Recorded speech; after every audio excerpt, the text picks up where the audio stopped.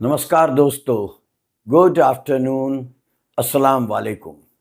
1964 में एक फिल्म आई थी जिसका नाम था संगम और उसका एक गीत जो मुकेश जी ने गाया था, वह गीत मुझे याद आ रहा है अभी। और याद आने का संदर्भ है हमारे यशस्वी प्रधानमंत्री नरेंद्र मोदी जी। मेरे को कल्पना होती है और ऐसा लगता है कि प्रधानमंत्री इन दिनों इस गीत को ज़रूर सुन रहे होंगे और इस गीत को सुनते हुए उन्हें अमेरिकी राष्ट्रपति डोनाल्ड ट्रंप की याद आती होगी। यह गीत है, दोस्त दोस्त ना रहा, प्यार प्यार ना रहा, ज़िंदगी हमें तेरा एतबार ना रहा, ज़िंदगी हमें तेरा एतबार ना रहा। अमानतें में प्यार की गया था जिसको सौंप कर, वो मेरे दोस्त तुम ही थे, तुम ही तो थे। सारे भेद खुल गए, राजदार ना रहा, ज़िंदगी हमें तेरा एतबार ना रहा, ज़िंदगी हमें तेरा एतबार ना रहा। तो चलिए इस हफ्ते के सबसे ज़रूरी मुद्दे पर, जो मुद्दा है अमेरिकी राष्ट्रपति द्वारा भारत पर 25% टैरिफ लागू करना और भारत के बारे में एक अनावश्यक और अपमानजनक बयान अपने सोशल मीडिया हैंडल पर डालना, इस पर आज चर्चा करते हैं।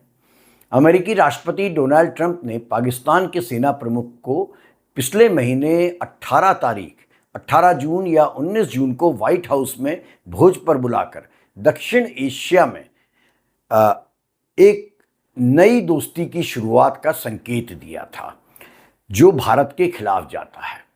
आपको याद होगा, उन्होंने पाकिस्तान के फील्ड मार्शल जनरल को अपने व्हाइट हाउस में बुलाया, जो तमाम प्रोटोकॉल को तोड़ता है, और उसके साथ उन्होंने भोज किया था। और इसने अमेरिका की प्राथमिकताओं को एशिया के संदर्भ में एक नया संकेत देने का काम किया। इसके कुछ समय बाद ही 29 जुलाई को उन्होंने भारत को डेड इकोनॉमी कह पुकारा है और भारतीय उत्पादों पर 25% का टैरिफ लगा दिया है। इन दो घटनाक्रम ने मोदी और ट्रंप की प्रचारित मित्रता को कटघरे में खड़ा कर दिया है और अमेरिका और भारत के संबंधों के भविष्य को भी प्रश्न चिन्हों के घेरे में डाल दिया है। आपको याद होगा, 2019 के ह्यूस्टन कार्यक्रम में जब अमेरिकी राष्ट्रपति के प्रचार में भारतीय प्रधानमंत्री घूम रहे थे अमेरिका में, तब नरेंद्र मोदी जी ने अब की बार ट्रंप सरकार का उद्घोष किया था और तब यह भारत और अमेरिका की नवीन मित्रता का एक प्रतीक बनके गोदी मीडिया द्वारा तथा अन्य प्रचार माध्यमों द्वारा, सोशल मीडिया के द्वारा प्रचारित किया गया था। प्रधानमंत्री मोदी ने सार्वजनिक मंच से एक विदेशी राष्ट्राध्यक्ष के समर्थन में आवाज उठाकर तब परंपरागत कूटनीति की सीमा लागी थी। The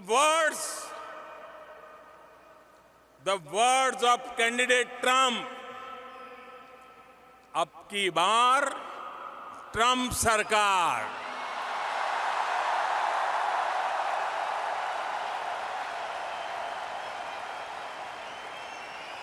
Rang loud and clear, and his celebration of Diwali in the White House lit up millions of faces with joy and appreciation. When I met him for the first time, he said to me, India has a true friend in White House. हालांकि हमारे गोदी media ने इस को भी प्रधानमंत्री मोदी के पक्ष में प्रचारित करने का काम किया था, उनको भारी समर्थन तब दिया था और जो विदेश नीति को समझते हैं उन्होंने इसका विरोध तब किया था। उस समय इस व्यक्तिगत समीकरण को लेकिन भारत की विदेश नीति की एक नई ऊंचाई बना प्रचारित किया गया। अब लेकिन 2025 में यह समीकरण गहरे संकट में आ गया है और हमारा मीडिया और अंधभक्त अब खामोश हो गए हैं। यह संकेत है 18 जून 2025 को, जब अमेरिकी राष्ट्रपति डोनाल्ड ट्रंप ने पाकिस्तान के army chief general Asim Munir को व्हाइट हाउस पर आमंत्रित किया, और दूसरा झटका तब जब ट्रंप ने भारत को डेड इकोनॉमी कह डाला, और तीसरा प्रहार आप कह सकते हैं 25% टैरिफ की घोषणा जो उन्होंने 2 दिन पहले की है। इन 3 घटनाओं ने न केवल भारत अमेरिका संबंधों को एक नया मोड़ दे दिया है, बल्कि प्रधानमंत्री मोदी की और उनकी सरकार की व्यक्तिगत कूटनीति को भी कटघरे में ला खड़ा किया है। 18 जून को अमेरिकी राष्ट्रपति ट्रंप ने पाकिस्तान के field marshal general Asim Munir को जब व्हाइट हाउस आमंत्रित किया और विशेष भोज में उनका स्वागत किया, तो यह कोई औपचारिक कूटनीतिक मीटिंग नहीं थी, बल्कि यह एक व्यक्तिगत संबंध को दर्शाने वाला सार्वजनिक आयोजन था। आपको याद रहना चाहिए कि इस भोज के दौरान ट्रंप ने क्या कहा था। उन्होंने कहा था, I love Pakistan, they are stable now, he is a great guy, they stopped the war. कमाल की बात है। उन्होंने कहा, मैं पाकिस्तान से प्यार करता हूं, वह एक स्थिर राष्ट्र है और जनरल मुनीर एक जबरदस्त व्यक्ति हैं जिन्होंने युद्ध को रोका है। यह बयान कई मामलों में भारत के लिए चौंकाने वाला था। एक ऐसा सेना अध्यक्ष जो भारत के खिलाफ कथित तौर पर आतंकी घटनाओं की योजना बनाता रहा, उसे अमेरिकी राष्ट्रपति द्वारा सम्मानित किया गया।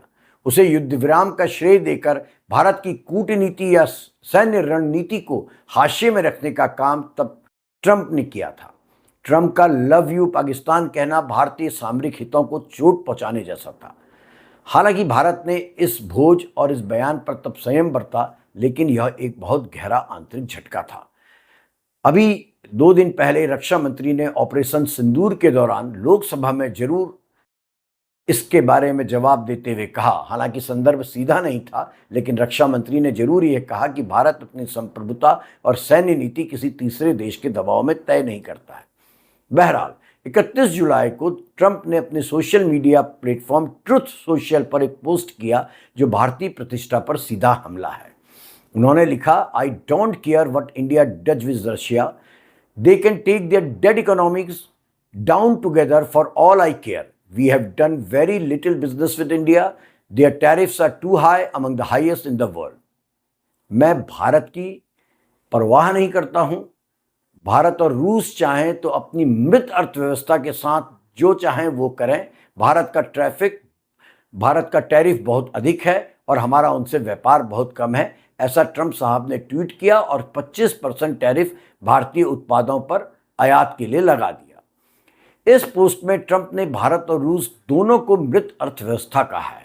भारत के टैरिफ स्ट्रक्चर को दुनिया का सबसे ऊंचा बताया, भारत से व्यापार को न्यूनतम बताया है और अप्रत्यक्ष रूप से भारत की रणनीतिक स्वतंत्रता पर भी हमला बोला है।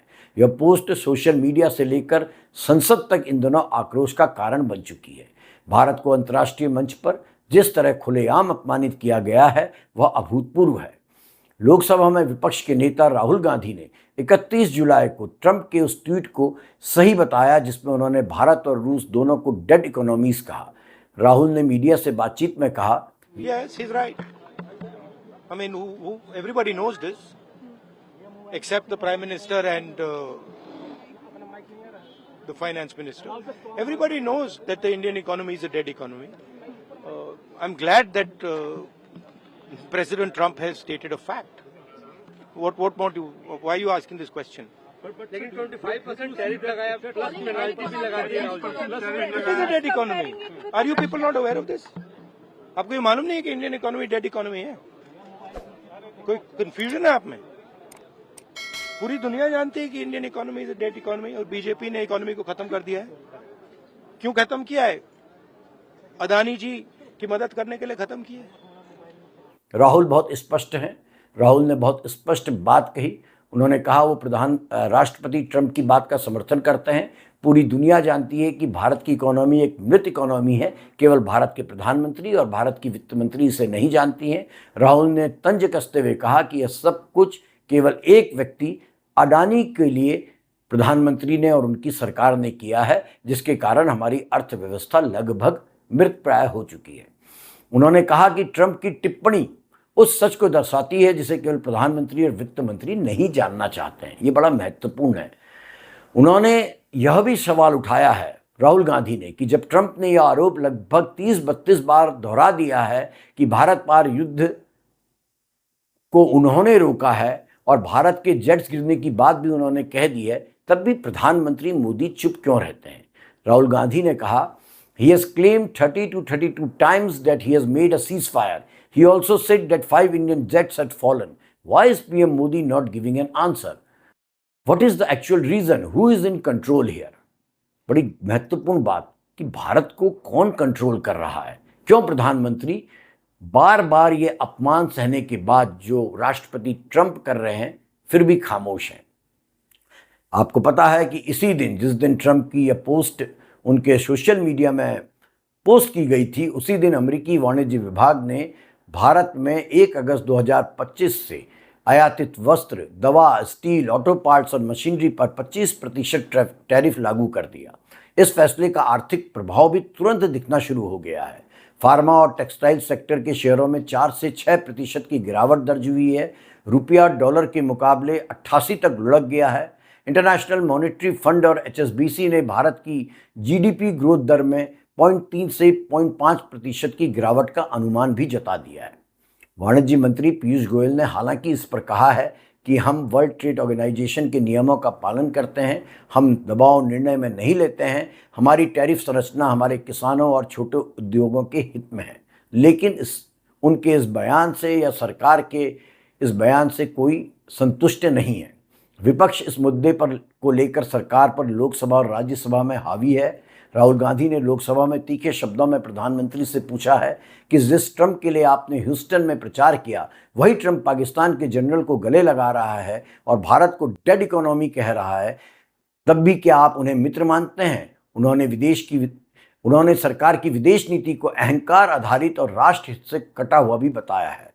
कांग्रेस, TMC, DMK और लेफ्ट पार्टियों ने संयुक्त रूप से मांग की है कि प्रधानमंत्री को कुछ संसद में इस अपमान का जवाब देना चाहिए। असहज संकेत लेकिन भारतीय जनता पार्टी की तरफ से और केंद्र सरकार की तरफ से आ रहे हैं। प्रधानमंत्री मोदी ने इस पूरे घटनाक्रम पर अभी तक कोई सार्वजनिक टिप्पणी नहीं की है। पार्टी के भीतर बेचैनी बताई जा रही है। यह भी बताया जा रहा है कि राष्ट्रीय स्वयंसेवक संघ से जुड़े कुछ विचारक इसे कूटनीतिक भूल मानते हैं कि मोदी सरकार ने किसी एक नेता पर अत्यधिक विश्वास कर लिया है। पूर्व विदेश सचिव शिवशंकर मेनन का कहना है कि भारत को अब संस्थागत कूटनीति की ओर लौटना होगा। व्यक्तिगत समीकरण वाले आचरण या समीकरण काम नहीं आते हैं जब सामने वाला नेता अवसरवादी हो। राजनयिक विश्लेषक सी राजाराम के अनुसार यह केवल ट्रंप की बात नहीं है, यह अमेरिका की प्राथमिकताओं का संकेत है।